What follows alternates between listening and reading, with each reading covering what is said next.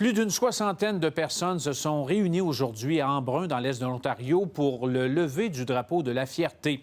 C'est la 4e fois dans l'histoire de la municipalité de Russell que le drapeau LGBTQ+ est hissé devant l'hôtel de ville.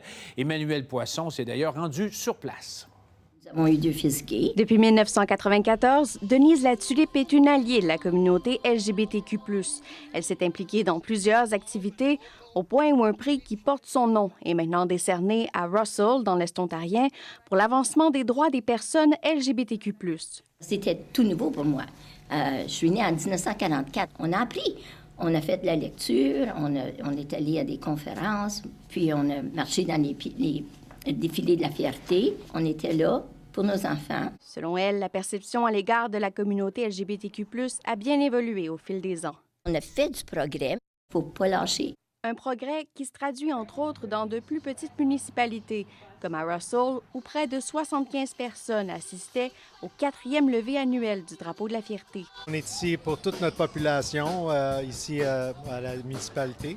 Et on est très fiers de ça. Moi, je pense que c'est important de le démontrer, puis de le démontrer publiquement à tout le monde. Année après année, il y a plus de participants, aussi plus de soutien de différents organismes communautaires dont Centraide. Donc, c'est vraiment la communauté qui continue à rendre l'événement plus grand et plus visible. L'augmentation en popularité de l'événement est porteuse d'espoir pour cette mère qui habite à Russell depuis maintenant 5 ans.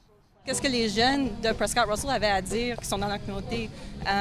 C'est vraiment incroyable de voir le changement juste dans le très peu de temps depuis que moi j'étais jeune. Puis je trouve ça vraiment inspirant, vraiment. Et ça me donne espoir pour lui aussi que si jamais il se trouve dans cette communauté-là quand il est plus vieux, ou maintenant même, qu'il n'a pas peur d'être lui-même. Parce que veut pas, c'est encore une lutte. Malgré les progrès, Denise Latulippe estime qu'il y a encore du chemin à faire pour une plus grande acceptation.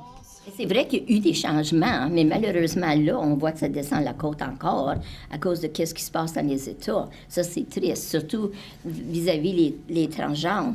2 pas en avant, 1 de reculons, mais tu as quand même fait 1 pas en avant. Ici Emmanuel Poisson, Radio-Canada, Embrun.